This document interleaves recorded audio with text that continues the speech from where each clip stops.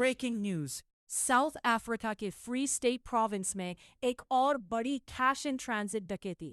16 मई को N8 highway पर ब्लूमफॉन्टेन और बोत्सवाना के दरमियान मुसल्लह डाकुओं ने कैश वैन पर हमला कर दिया। वीडियो में देखा जा सकता है कि वैन रोड पर उल्टी पड़ी है और लोगों का हजूम जमा है। इत्तलात के मुताबिक डाकुओं ने वैन को धमाके से उड़ाया और मौके पर फायरिंग भी की। पुलिस और कानून नाफिज करने वाले इदारे फौरन मौके पर पहुंच गए हैं।